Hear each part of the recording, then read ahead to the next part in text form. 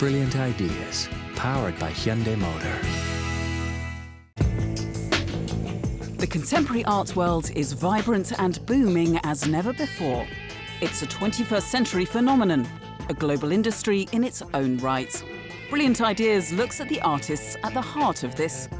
Artists with the unique power to astonish, challenge and surprise. In this programme, we take a close look at NS Harsha.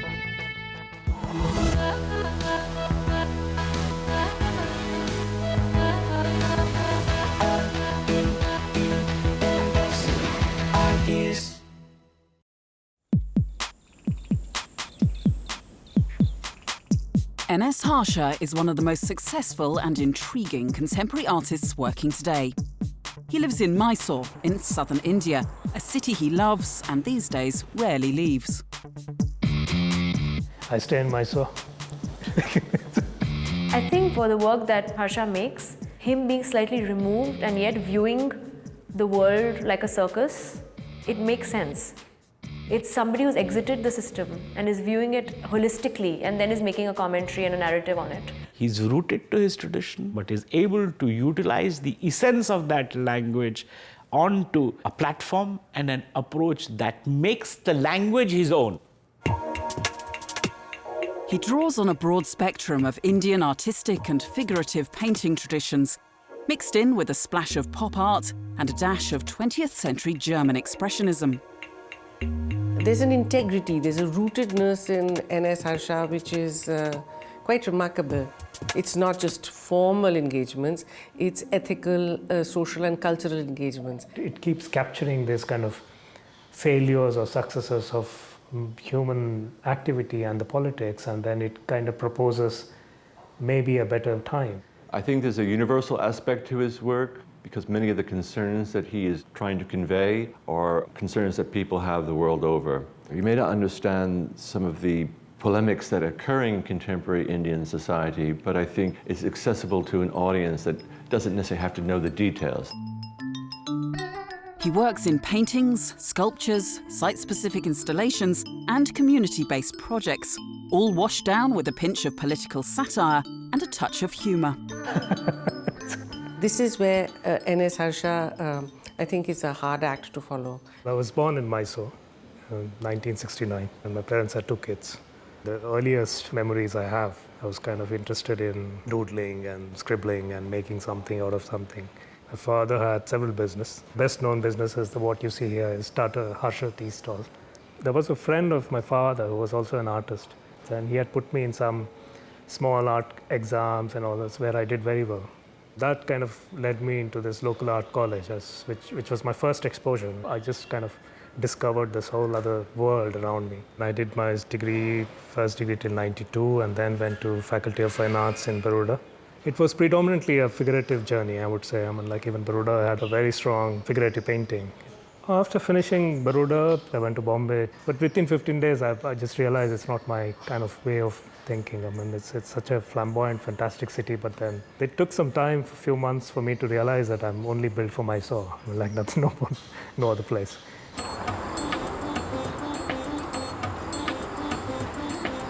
With his base now firmly established back in Mysore, Harsha started travelling the world. For a year in Berlin and for 6 months in Paris, or maybe 3 months in Bombay and 2 months in Delhi. Slowly, his fairly traditional figurative painting style began to be influenced by the works he was discovering abroad. I was very influenced by the German expressionists. So I was looking at Kiefer and Gerhard Richter. And when I got back to Mysore, an artist friend of mine, we both got in together and got a small place, like it was literally a small 2 rooms, as a studio place. When I was working on these repetitive forms and pencil drawings and all, there was a moment where it was happening.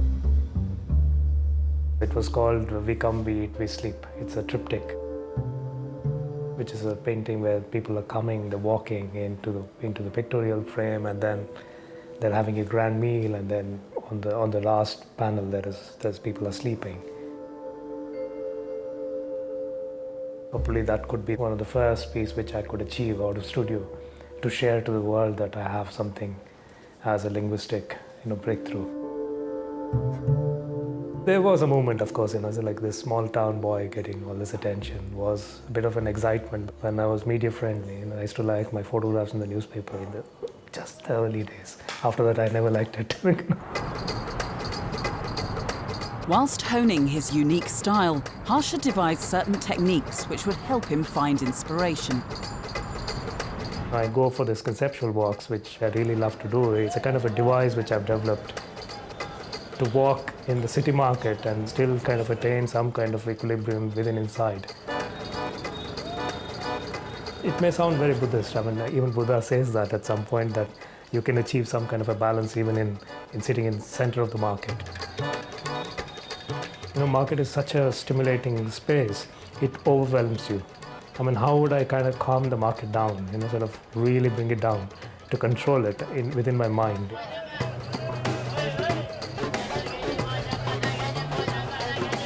So I came about this idea that, okay, let me stand in front of the market and then decide, okay, today I'm going to see only red color.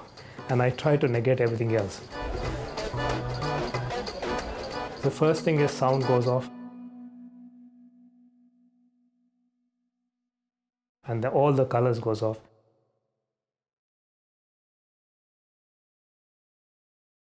And you are active only with the red.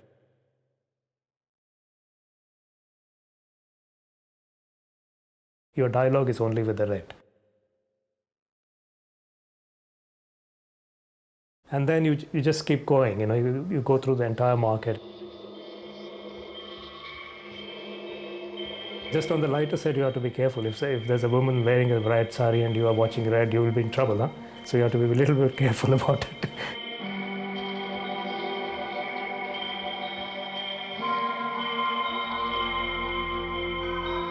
It might sound very stupid, but then that's a personal device which has helped me kind of keep walking for the last 30 years in the same market, having a negotiation with images, forms and colors and all those things. And I'm back in studio, have a tea and go for it. And make another bad painting. After the break, we discover how Harsha continues to develop the style for which he's become world renowned.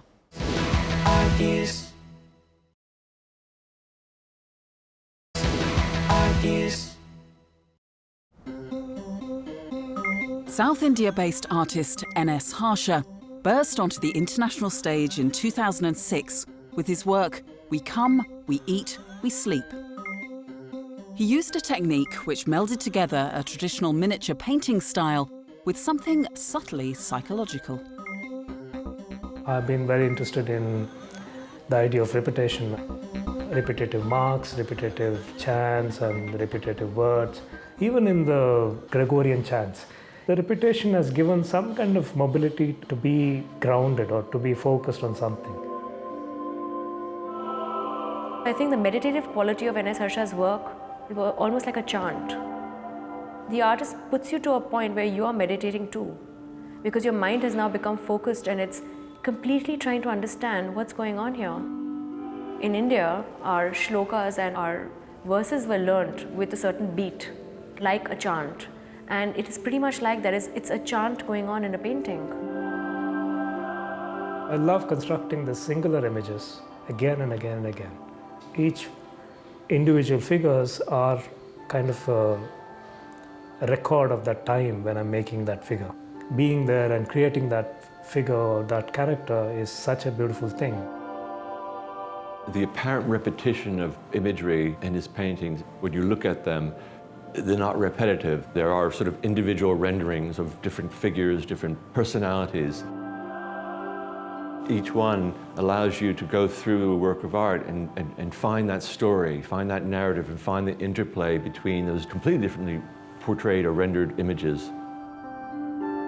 We're talking about social issues, we're talking about environment, we're talking about the disparity between wealth and poverty, we're talking about political situations. You live in certain times and in certain space, and you do experience the way human mind plays this idea of politics. I love, getting this kind of cranky images, for example, moving here and now. In 2011, there were 2 elephants which just walked into the city in Mysore, and they just had good time. And they killed 1 person and they killed 4 cows, and they had to kind of shoot the darts and bring them down and all that. You want to grab the image as it is, but at the same time you can see certain other dimensions into this image in the complexity of relationship with human and human having the relationship with forest and what's happening with the wildlife. And I think these small narratives gives you so much opportunity to understand much larger pictures. I think reflecting on these kind of social images, being a part of mirroring process which art has done throughout the human history. I'm just carrying on this tradition. From late 90s till now, I might have done like 20,000 figures or something. I don't know, I never counted. When you're repeating something, it becomes an activity. When a painting becomes an activity, it's much more beautiful than hero paintings or statement paintings. Look at the work called mass marriages. This replication of hundreds and hundreds of couples that get married. Now, every year in the Indian newspapers, you read stories about mass marriages being performed. But Harsha gives it a certain extra twist in terms of its, there's always the element of a profanation or something ridiculous that, which gives it a sharp edge. My name is Harsha. Harsha means happiness. I'm obliged to be happy, maybe, according to my parents. But humor is something which I just love. So I do bring, for example, if the painting is becoming too kind of heavy and dark and all that, I bring some humor to cancel it down. But at the same time, humor can be very grave. In the melting wit, the painting starts with all these clowns, but the clowns has as symbolic humor embedded in them. But then the whole painting has a very grave situation of the idea of melting wit. It's not humor on the surface, but it could be very grave when it proposes certain other kind of dimensions into it. Harsha produces all of his works in this state-of-the-art studio, which he designed and built 3 years ago. This is the studio which we built in 2011 and with a lot of focus with light and big space. This is the kind of main thinking space, which we call it as thinking table, which we spend a lot of time around thinking about all kinds of stuff. We have this space here, which is a kind of sculpture area. And that's more like relaxing a bit, having a cup of tea. And then we have this space where I spend most of my time, and this is all the paintings which haven't worked well. And this is the new sculpture which I'm still struggling. Everything is good, looks good, but he has a bad foot and he doesn't have a balance, so I'm still struggling with it. Some of Harsha's paintings haven't even made it out of the studio yet, for a variety of reasons. This is supposed to be a bad painting for the moment. One night I worked on it, I won't tell you, one of those bad nights. You can imagine all the things which happens in the night. So next morning I look at the painting and I felt, bloody hell, I spoiled the entire week's work. This was a scribble done during the time of the melting wit, and I really liked it. And then I made this kind of black patch, and I thought I'll write a letter. And that letter is still yet to come, so the painting is still with me. Sometimes you're confused. I like that. Maybe it's a symbol of confusion. It's nice. That's about it, I guess. Like any other artist, I feel a bit, sort of scared about this white canvas sometime, and it's just to start and all that. So I have this procedure of starting it is kind of making the background painting first. Clean the canvas completely and spray this with the water sprayer, and it's kind of you spray the canvas so that it creates a kind of evened out wet surface. It's a kind of a very sacred way of working for me. It's very silent and it's very inwards, and I kind of throw a lot of paint on the canvas and it drips, and it makes this very even space. And it's like an even space between me and the canvas to start this dialogue. In the bottom of the canvas, there's a lot of dripping which happens for a few more minutes. So we really have to remove all that, because then otherwise you'll get a very dark line in the bottom of the canvas. Yeah, you just reminded me. Nirupa, ask them whether they check the bottom dripping. I was explaining, I don't want them to forget about it. After the break, we follow Harsha as he goes in search of elements to include in his latest installation. Ideas. Ideas.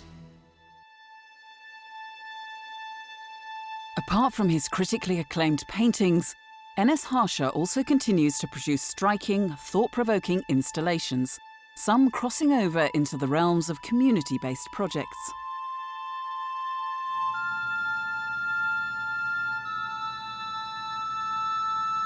Most of the installations are sort of conceived in the studio space, but then they get installed in the context, and it could be a museum or in a different place.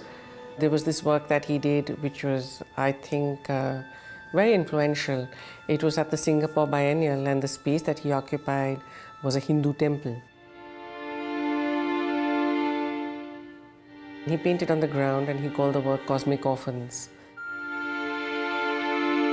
They were people who sleep on the streets, the homeless. And he gave them a home here in the Hindu temple in a certain sense. But they remained cosmic orphans.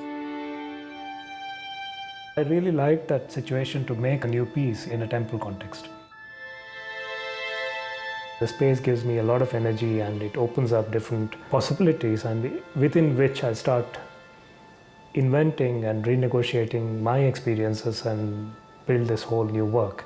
There are lots of other pieces, and even the most recent one is Punarapi Jananam, Punarapi Maranam.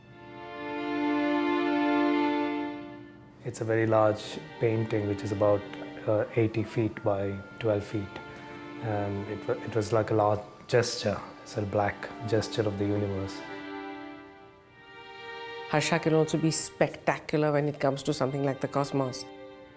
So he moves from the scale of the immediate village school, communitarian, to splendid, large, gut-wrenching kind of work.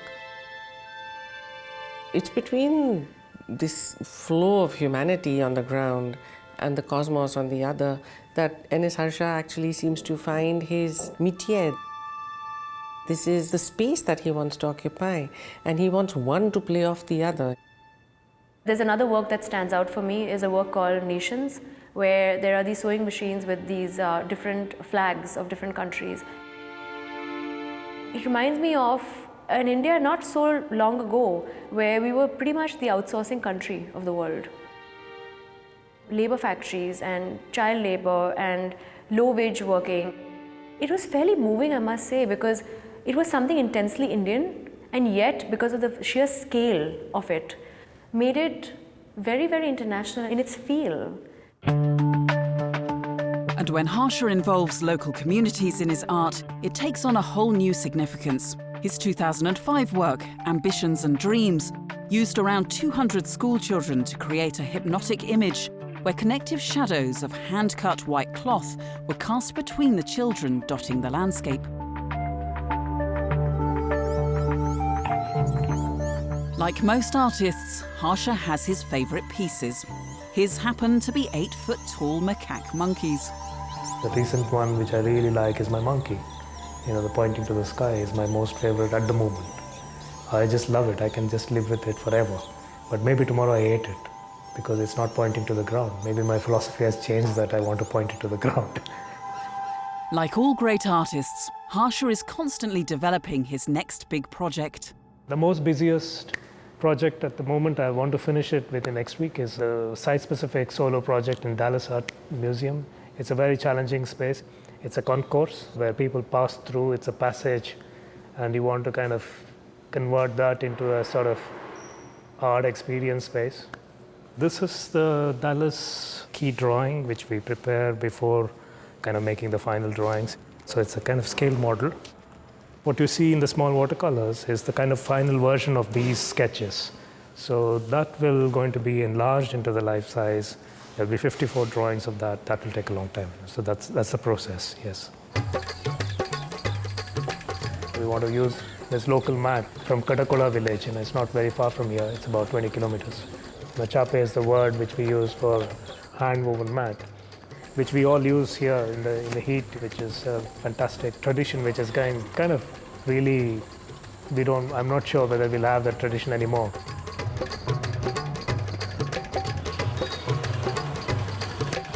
Harsha often spends hours scouring the markets and shops of his beloved Mysore for items to use in his pieces. In this instance, It's these beautiful hand-woven reed mats. There will be a collage of this hand-woven mat, and then it will be ripped open to this, look at this painting. That's the broad idea, but whether I'll achieve it or not, let's see. We haven't got all the 12 which I really wanted. I got 11 of them, so I have to figure out how to kind of do this with 11 mats. And the other thing is, she has given me one broken one. So I have to go back and fight to get my correct one. With every work Harsha produces, his reputation as a giant of the contemporary art world grows. But does he feel a pressure to keep coming up with the goods? It's not like a job, art critic hasn't given me a job to do a good painting. I don't have to impress an art critic, nor a layman, or anybody in that matter, because it's not a job. I ran away from certain kind of Hindu formalities and Hindu rituals of every day, because I had great faith in the museum systems and all that in my earlier days.